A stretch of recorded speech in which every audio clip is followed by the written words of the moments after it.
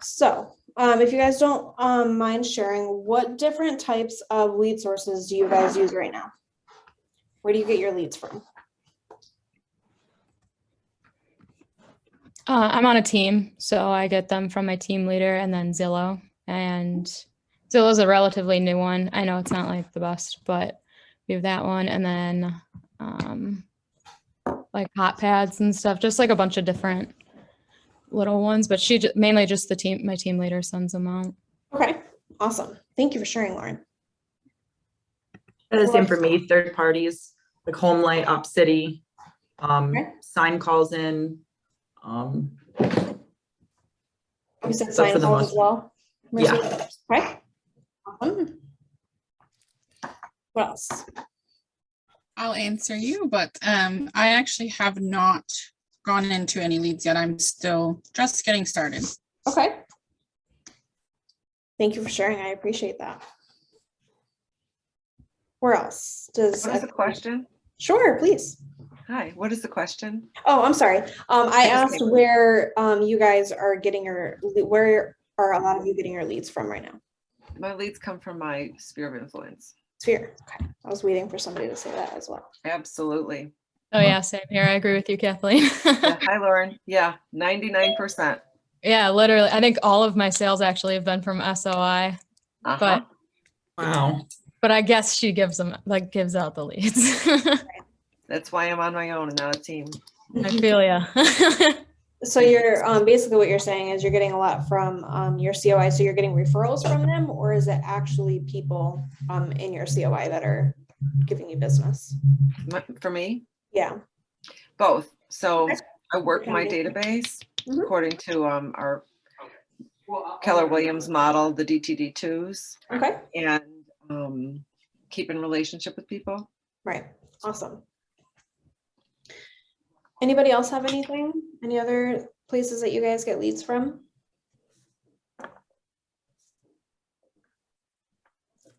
Okay, awesome. So what open houses. I mean, that's open houses. When you have open houses. And I mean, like I listed in Hamburg and I went around and met the neighbors, even though door knocking was still not supposed to do it, but I met them because I had a reason. I had a 3-day estate sale happening and different things. So I wanted to let them know what was going on. And in that, and of course, meeting people, I found a buyer. So one young boy was living at his grandma's and I'm like, okay, great. He said, I might be interested. I said, well, first of all, I was like, hey, if I can help you, I'm ready. He said, well, I'm thinking of buying a house. I said, fantastic. I'll help you. First house, first offer, multiple bid. We won. Awesome. Congratulations on that. That's exciting. Yeah. All right. So far I have someone said team leader, and then we have like Zillow, Hot Pads, Homelight, App City, sign calls, Sphere, open houses. So the reason I asked that question is when you get those leads, right? I'm assuming some of you are either calling them or you're sending them emails. You're doing something as far as communication to them. Am I correct on that? To qualify them? Okay. So what would it look like if when you give them a call, say they don't say that they want to do any business like right this second, right? So this is going to happen with your sphere in most cases. Maybe they're not ready right now. What does that look like for you guys? Put them in your database and you follow up. And nurture. And you nurture them, right? So what happens if you don't nurture them? You lose Nothing. them. You're no longer top of mind. They'll find somebody else. Yeah. Right. They're going to find somebody else probably in the area, right? Yeah. So I'm going to ask a question. So what if I asked you, I can give you 10 minutes to call the person that's ready to buy or sell right now. And if you don't know who that is, you're going to lose your license right now. What would you say to that? Would you have somebody to call? No. Where are you going to find that person? Mine's currently in a SOI that wants to buy like in the next month. So Okay. How are you going to find that person? Where would that person be? How do you know them off the top of your head? family friend. Okay. Andrea said your pipeline. Thank you, Andrea. Yes, that was the answer I was looking for too. So I'm sure a lot of you have a database and you have a bunch of leads in there, right? I don't know about you, but I know like Mercedes is on a team. She's got hundreds and hundreds of leads just sitting in her database right now. If she were to look at that list, I guarantee you, if she doesn't have a pipeline to look at, she's probably not going to know who to call. Am I right with that, Mercedes? Yes. Right.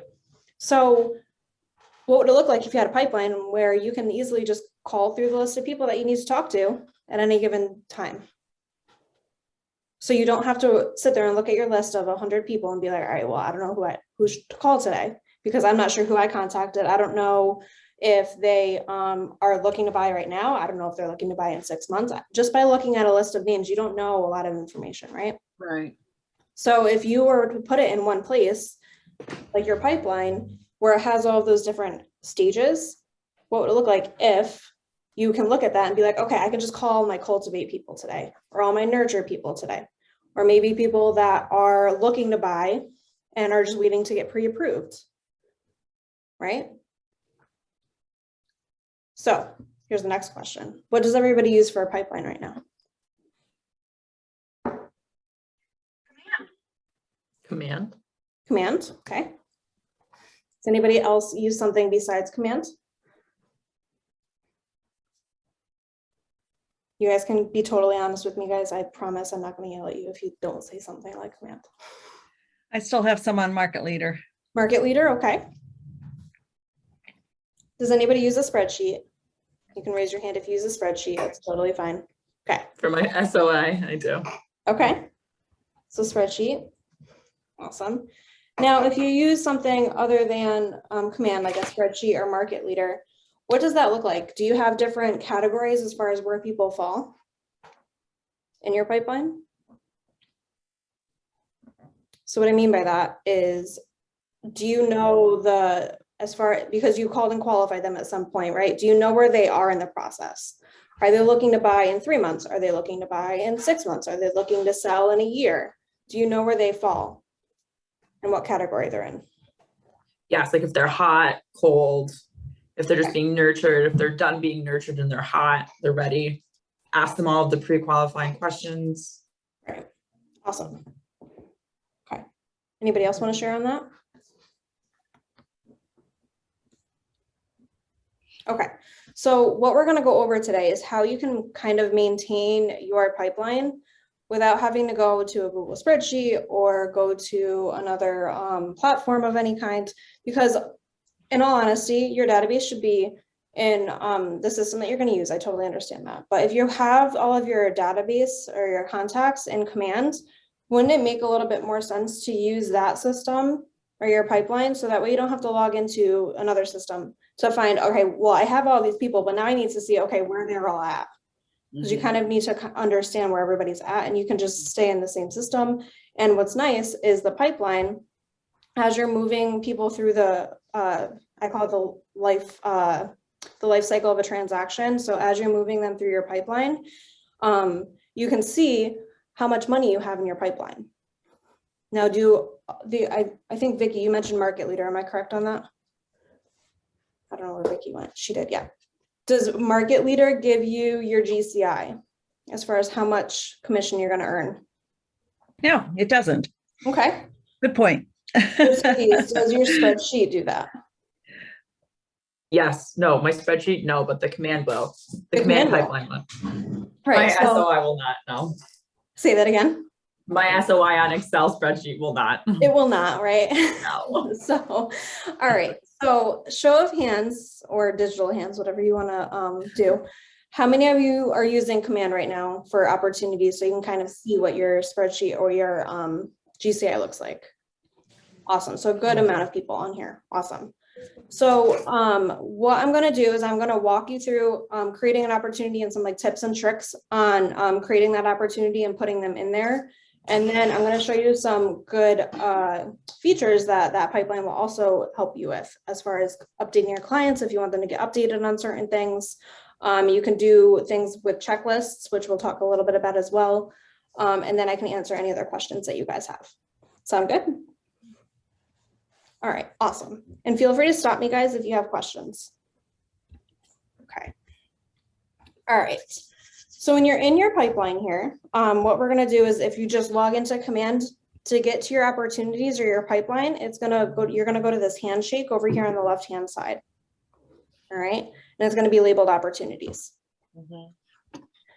So when you go in here, you're going to have 3 different types of pipelines. You're going to have listings, you're going to have buyers, and then you're going to have leases. Mhm. So depending on what type of transactions you're going to do, that's where they would fall. All right. So we have a couple different 5 different stages in here: cultivate, appointment, active, under contract, and closed. So what do you guys think cultivate means? What type of people would go in there?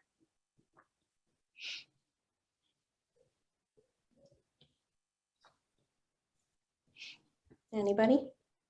Have leads with, have called on signage or be called expressing interest is cultivating, or somebody you know that's getting ready to buy or sell. Yeah, In the so near future. absolutely. So somebody that maybe has shown interest in buying or selling right now, but you're trying to maybe get them to book an appointment with you, right? You're trying to cultivate them into actually turning into business, right? Then appointment is when, or actually I'm going to ask, what does appointment mean for you guys when you put them in there?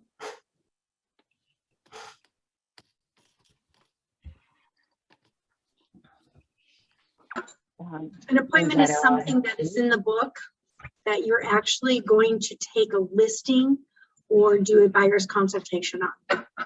Absolutely. So you have a listing appointment scheduled or you have a buyer consultation scheduled that you actually booked an appointment with you.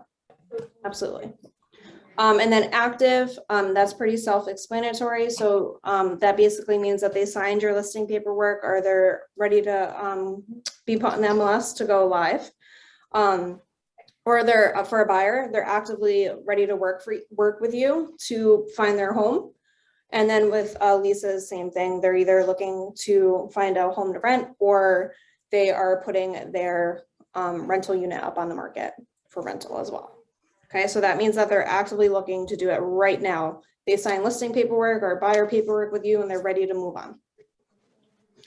Under contract, pretty self-explanatory. Once they have a pending deal, they'll move into under contract, and then closed will be once they actually close. They have that closing date. Does anybody have any questions on what these 5 different stages mean? Awesome. So depending on how you run your business, this is what's nice about this pipeline is you can customize it. So what I mean by that is, say I go into my active listing stage here. When I click on this, it's going to give me 3 different options. So, or I have 4 technically. So in here, it's going to have 4 different stages. The way I explain this is kind of how, because when you sign listing paperwork or you sign buyer paperwork, there could be different types of things as far as active. When you sign listing paperwork, you still have to do like all of the pre-listing stuff, get them ready to go live on the MLS, right? So you might do some staging or whatever this means for you. And then you can move them into the showing once they're accepting showings. And then once they go into negotiations, you can move them here.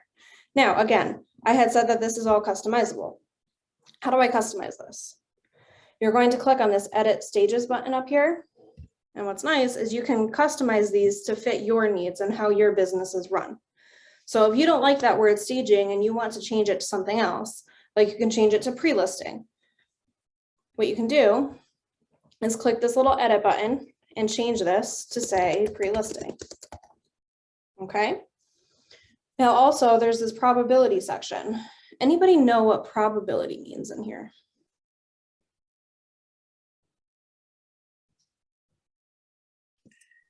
It's a calculation you put in that if you get the sale, you have a 50% chance of earning that income of whatever you're putting in there. Correct. At that stage, at the pre-listing stage. Absolutely. Thank you, Vicki. So it's basically like your conversion ratio, right? From the time that something, you can have different conversion ratios from the time like a lead turns into a hot lead. What is your conversion ratio from the time that they're a hot lead to the time that they close? Is it 10%? Is it 15? Is it 25? It depends on how your business is run. Now we put regular industry standards in here for you. So if you don't have any of your own, you can use those until you do create your own, and you can edit those if you need to. Okay, I'm going to show you where this probability percentage comes into play in a second. All right, anybody have any questions on that? Okay. Now, how many of you have a listing checklist or a buyer checklist for when you have somebody either before it goes live on the MLS, or maybe for a buyer, it's an under contract checklist? Show of hands. Awesome. What do you guys use for that right now? Is it a piece of paper? Is it a spreadsheet? Is it something that's in your brain? I've had that happen, right? What do you guys use right now? I have a piece of paper, and I still keep paper files. Okay. So if I'm in the car, it's easy for me to just pull it out at a red light or something versus getting on my laptop. So I like Yeah. to do that. Okay. Sometimes it's definitely easier and more convenient to write everything down on a piece of paper and then go back into command and put everything in opportunity, task, notes. But it's not always easy to remember where you've written these facts. Right. Right. That's the problem. Yeah. How many of you use sticky notes? I use sticky notes for like the longest time. Yeah, that's the thing, right? So in here, if you notice, there is this checklist item or checklist right here. And then there's items for different stages that you have here. So and I'll just use for my area for our pre-listings, what a lot of our agents do is they put checklist items like order photos, order the sign to be put in the yard. And then photos have been taken, they put as a checklist item. Upload documents into the MLS, like all of those different random things that sometimes you're on autopilot and you just do them. But then we always use the scenario, right? What happens if you are sick one day and you need to have somebody else do this? Or what happens if you win the lottery? We always like to use that saying, right? If you win the lottery and you're not going to do this anymore, what happens? Right? So in here, what you could do is add checklist items to make sure you remind yourself to do things, right? And what's nice is this is going to populate for every opportunity that you ever create, or for listings anyway, for my listings, okay? So you don't have to sit there and try to remember, print off a sheet or write down on sticky notes what you need to do for that transaction. It'll auto-populate for you, okay? And it's as simple as just clicking this add item button, and you can type in what you need. Order sign to be put in yard. And then you would hit save. Does it make sense on how to do that? Now, there's this client update button. Has anybody ever used this before, this client update button? Does anybody know what it is? Okay, so if you check this client update button, what this is gonna do is,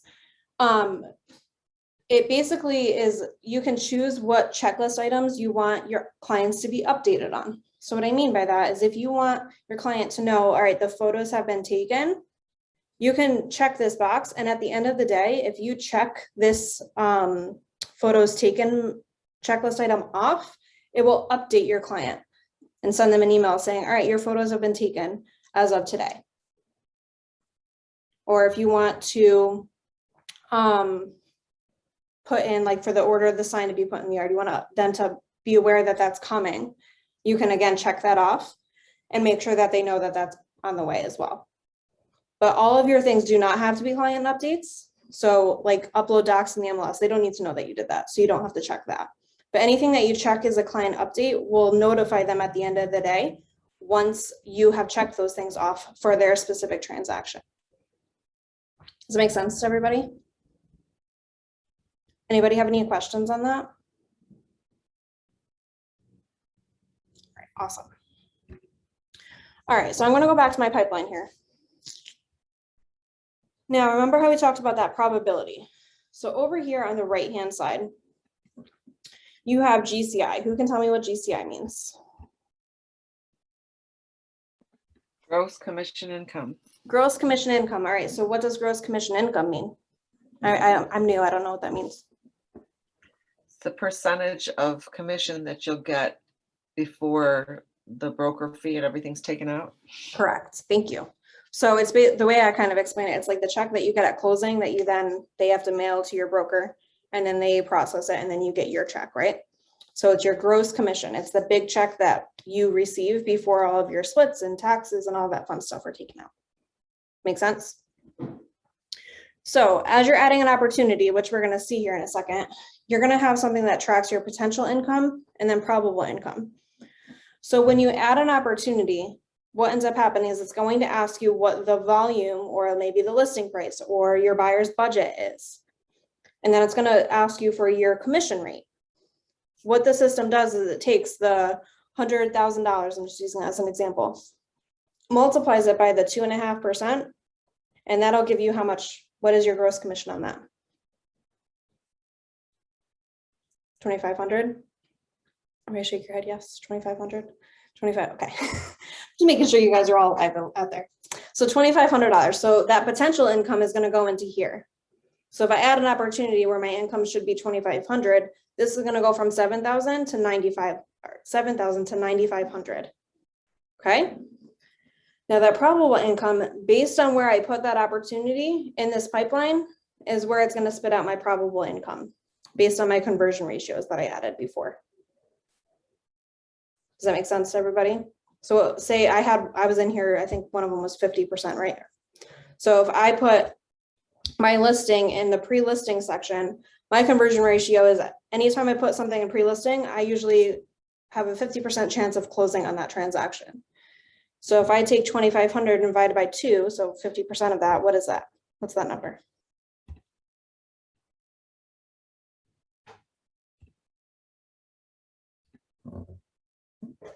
Anybody?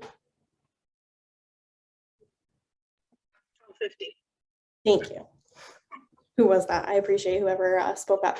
So then whatever your probable income will go down here as well. Okay. So as you're adding your opportunities, this is going to keep growing so that we can kind of see how much money is in your pipeline. Now, how many of you are motivated by how much money you can earn? Everybody raise your hand, most likely, right? So if you see that this potential income is $150,000, would you be excited about that? Would you be more apt to maybe come in here and take a look at all of the opportunities that you have in here and maybe talk with your people to make sure that you close them? Everybody should be shaking their head, right? Yeah, awesome.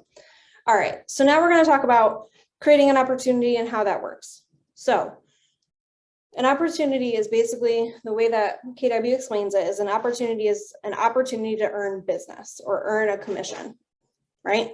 So it's for a transaction. So what we're going to do is up here, we're going to click create opportunity, and then it's going to give you this box so you can fill out all of your information. So in here, it's going to ask you for your market center. You're going to choose whatever market center you're a part of. All right. So I'm part of my Capital District Market Center. And then if you're on a team, your team should be in this box as well. I am not on a team, so that's why mine is grayed out. If you're an individual agent, it will be grayed out like mine. Okay. Your opportunity type is important, guys. So this is where it's going to choose which pipeline you want to add it to. So what I mean by that is, remember how we have 3 pipelines? We have listing, buyer, and leases. If you accidentally choose buyer, but it's actually a listing, you can't move it from buyer to listing. You're going to have to recreate it. So just make sure you pay attention to that. So you have, when you're creating this, if it is an actual listing, make sure you choose a listing. Okay. Your owner is going to be either yourself if you're an individual agent, or if you are on a team, it's going to be your rainmaker. Their name is going to populate here as well. Or a team leader, whatever term you guys use. All right. Now, client. This box is basically asking you to, again, this is kind of going back to making sure everything is all in one place, right? So in most cases, your database is going to be in command. So this is actually going to pull your contacts information from command and pull it into your opportunity for you. So you don't have to copy and paste like their name and their email and all of their information, right? So if I'm creating an opportunity for my husband, I'll just use him as an example. I can just simply type his name in here. And because he's in my command under contacts, his name is going to pop right up. So I would just click on his name. Okay. Now, if you have maybe a husband and wife, or you have investors, like a partnership, or maybe you have brother and sister or something like that, but purchasing or selling homes together, what you can do is in this co-seller or co-buyer section, you can choose the other person. So I'm gonna choose myself in here.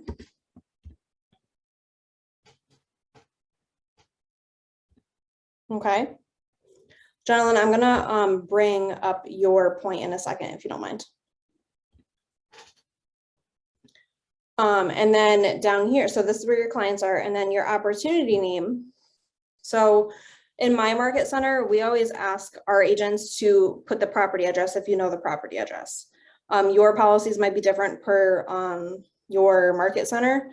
So just make sure you verify with your MCA or your market center tech trainer or whoever handles any of this. But what I would encourage you to do is put the property address. It kind of makes things a little bit easier for when we get checks in the mail and we want to make sure we match the checks to the transaction. All right. So I usually just do 123 Main Street.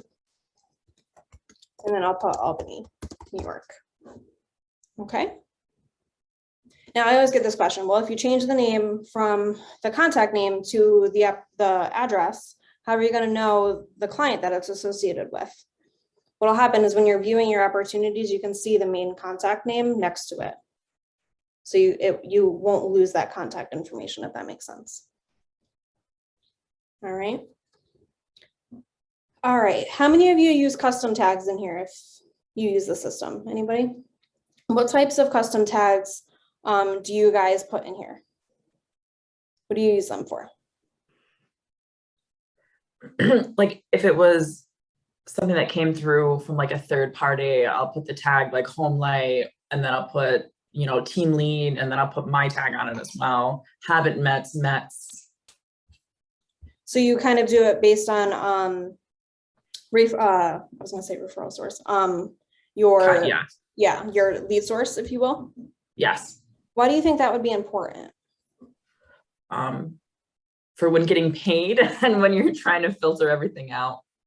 Right. So you can tag your client, say it's a home light lead. You can tag the person as a home light lead, but it might not maybe guarantee as a transaction down the line. With home light, it usually does. But for transactions, if you want to tag it based on the lead source, wouldn't it be nice to know how many transactions came from your COI at the end of the year? Or how many transactions came from sign calls or your marketing, anything like that, right?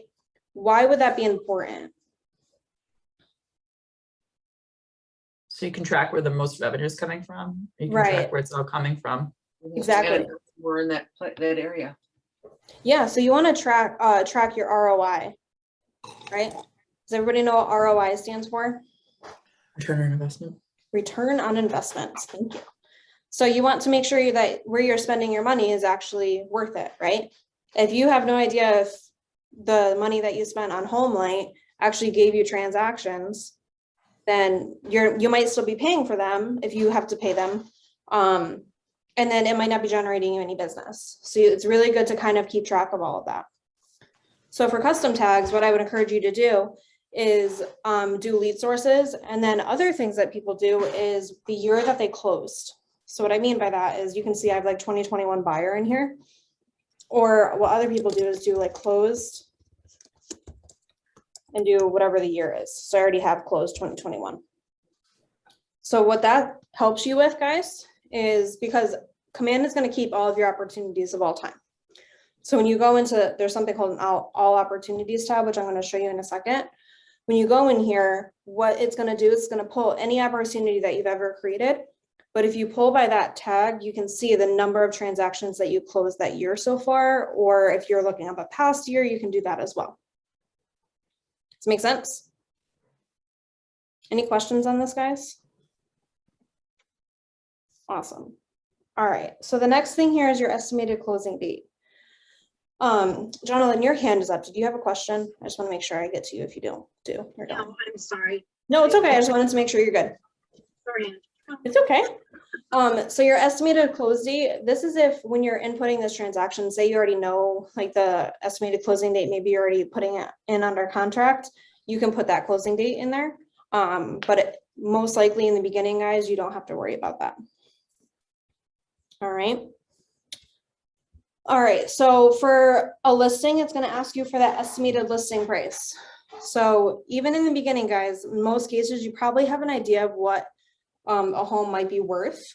So you can put that in there. Again, if you don't know it off the top of your head, you don't have to put it in the beginning, but just everybody remember where this pulls from and why it's important to put the listing price in here or the budget of the buyer.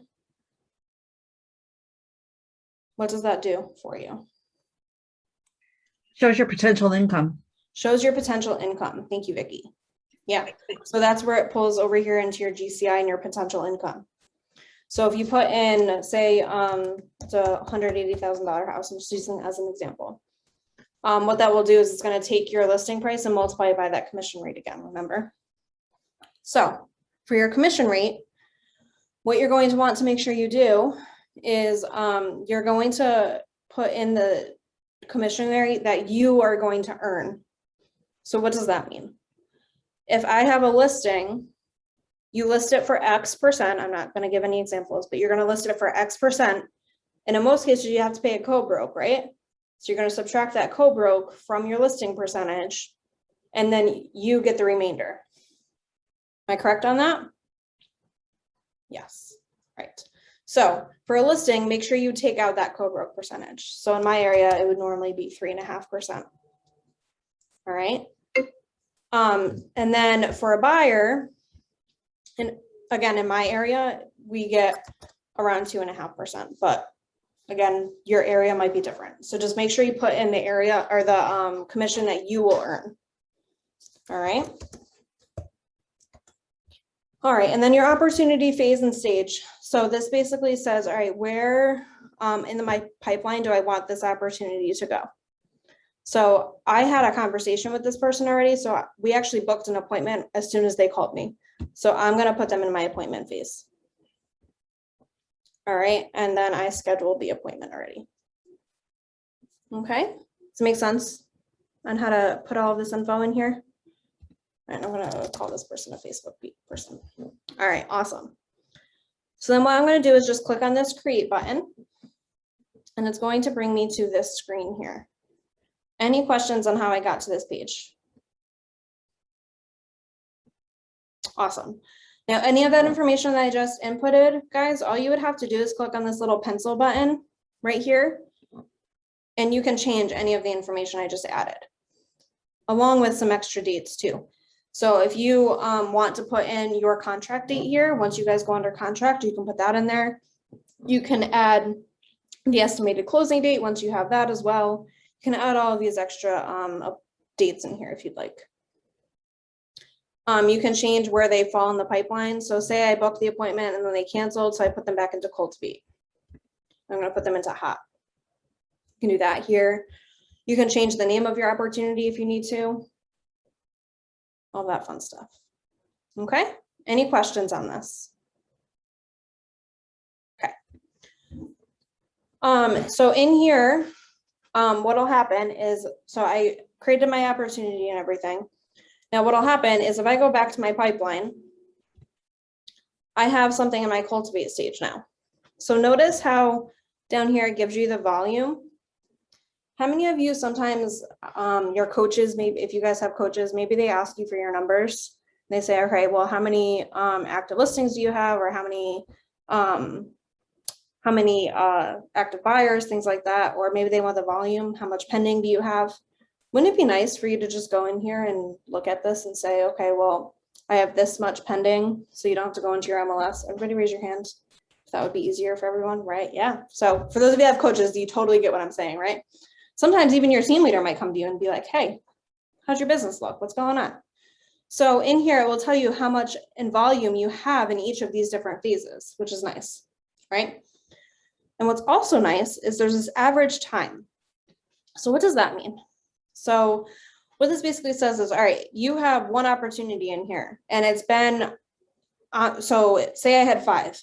The average time that those 5 opportunities together have been in here is 0.1 day. Obviously, I just created the opportunity. That's why it's giving me that. But I have another opportunity in this appointment stage. The average time is 5 days. That means that this person has been sitting in that appointment stage for 5 days. All right. So it'll give you an average time as far as all of your opportunities together as well. All right. Now I'm going to show you something really quick. So if I click on my Cultivate section, it's going to bring up that opportunity that I just created, right? And what's nice is, see this little, when I hover over these, I don't know what you want to call it, this little grid, those 3 little dots or 6 little dots, this little hand shows up. But if I come over here, if I click on this and drag it, I can drag it anywhere in my pipeline. So you don't have to change it that way. Where you go in and edit it, you can move this right into the appointment stage if you want to. So now it's gone out of Cultivate. If I go to appointment, it's going to be sitting there. Right? So you can kind of drag and drop if you need to as well. All right. Another thing that's really cool is you can turn your checklist items that you added before. So if you added templates in here, when I click on this, it'll show me what my checklist item is. Obviously, you could tell I was playing around with this checklist item, but you can look to see what all of your checklist items are based on where that opportunity is as well. All right. Now, if I add, I'm just going to show you really quick. If I add a closing date in here, a tentative closing date, say my tentative closing date is going to be the 29th. Well, let's see. What'll happen is on your pipeline here, if I scroll down, what'll happen is it's going to wait for a second to load, but your closings this month will pop up down here, so you can kind of see any transactions that are coming up in the near future. Hopefully it should populate. Let's see.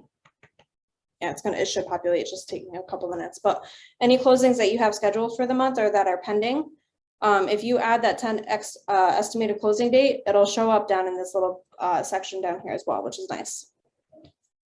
This also kind of tracks your activity as far as when your opportunities are being created and what your ratios are. So how many listings you guys have, how many buyers you have, percentage of leases, your probable income and potential income. So it'll add everything up down here for you as a total as well, which is nice.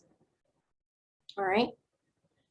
Now again, how long does Dominique had a question. So how long do opportunities stay in the system after closing?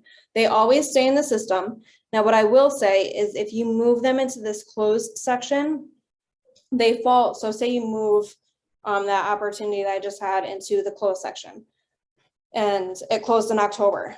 Starting November 1st, it does not stay in this closed section anymore or stage. It will then move to just your all opportunity section. And everything that you've ever had in here will be in this section. Does that answer your question, Dominique? Awesome, thank you. All right, now since I'm in here, I'll just go over this really quick. There's something really nice in here where you can filter all of your opportunities if you want to. So what I did was I set a smart view up for all of my active clients, because if I turn my filter off, I'll show you what this looks like. Anything that's closed is going to populate in here. Now, I don't know about you, but sometimes after I close transactions, I don't want to look at the actual transaction anymore, just because you never know. But sometimes I just want to see a full list of all of my active clients. So what you would want to do is in here, you'd click on filters and you can choose, all right, I want to choose all of my different opportunity types. And then I only want Cultivate, under contract, appointment, pending, and active. All right. And then I can hit apply. And that's only going to pull my currently active clients that I'm currently working with right now. Right. And what you can do is set up a smart view by clicking on this drop down where it says create smart view. And you can name it what you want. So you can say my active clients. You can create a smart view for just your listings if you want. You can create a smart view for just your buyers. You can create a smart view for just closed transactions if you just want to pull closed transactions. Make sense, everybody, how that works? Awesome. That looks good. I do have a question here. What if you give a referral to another agent, another market center? Do you actually put that referral into your opportunities or? So that's a great question, Jonathan. So what we usually end up doing is so like my area, we have a specific checklist for referrals. So what we end up doing, we still create a buyer referral or a buyer opportunity or listing opportunity, but we label it referral. So that way we know, all right, it's an outgoing referral. We're just expecting a referral check back. And we have an agent, we sign the agent to agent referral form, and then I move it to closed because we have to submit our agent to agent referral form in my market center. Right. So could you show me how that looks like? Because I do see that referral. That's Yeah. what made me feel of it. Yeah, of course, no worries. or think What I of it. did was I just labeled it referral, and then, so this happens to be my uncle. So I just labeled it his name, just because I don't know the property address that he's gonna purchase. Like, I have no idea about that, right? Uh-huh. So then what ends up happening was, I actually never submitted my referral.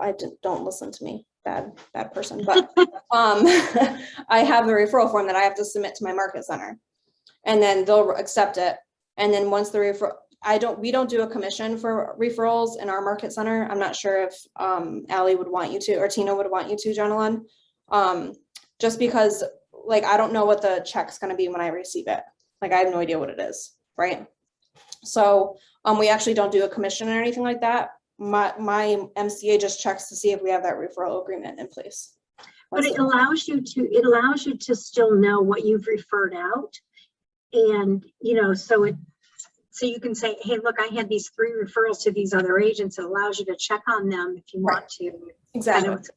So that's a good way to keep track of that. Awesome. Yeah. Thank you.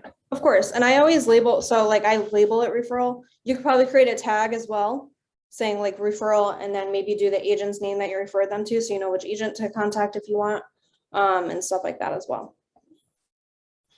All right. Any other questions on this section here? We're good?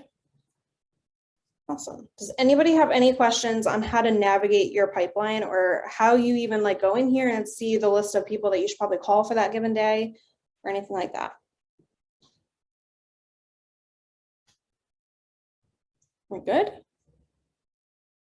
All right. Now, Jonalyn, I know you had a question. You said something about your email addresses don't transfer.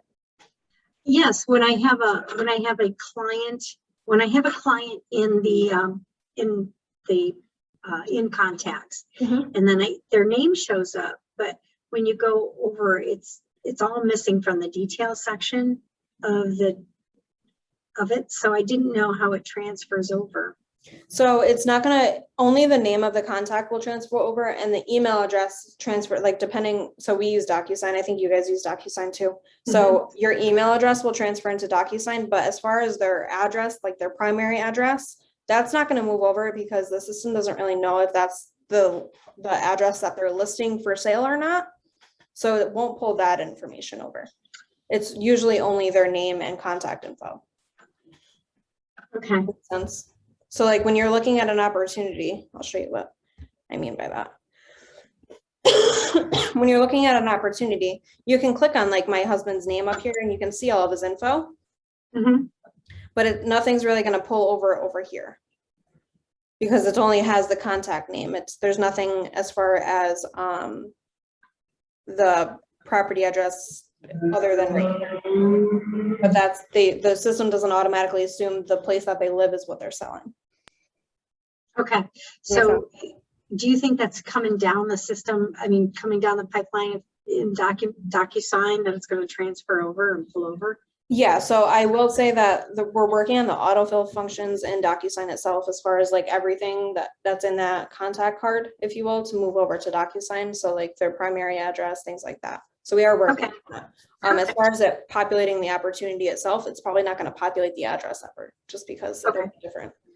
Right. Okay, thank you. Of course. Any other questions, guys? And anything we went over? Did this help? Anybody have any ahas?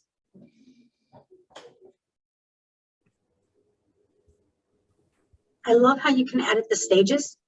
So, and you can also assign it to whoever you want to handle it. If you have somebody to help you. Right, if you have a team. Put their responsibility on there and just like their initials and what their responsibility is. And I like that. Yeah, absolutely. So everybody knows what to do. That's always nice, right? Anybody else want to share what their ahas were? Quick question. Sure. Do you ever, so in the custom tags, Mhm. I have some in there, like my kids are both in sports. So I've been adding like their families, because I have their emails and stuff like that for when I do newsletters or anything, right? Mhm. Some of them I don't have addresses for, but I have them tagged as like, soccer or football or football. Should I still be doing that, or should I really only use those tags for tracking the ROI? I would definitely still tag the contacts, just because you might want to market to those specific people maybe in the future. So like Yep. you might want to pull a list of just your soccer, like your kids' soccer people, right? And things. So I would definitely still do the contact tags as well as the opportunity tags. Awesome. Thank you very much. Of course, no problem. Anything else, guys? We're good? All right, awesome. Well, feel free to, I'll put my contact information in the chat here, guys. If you need anything at all, feel free to call me, email me, whatever's easier for you. Your leadership team also has my contact info, so you should be all set with that too. All right.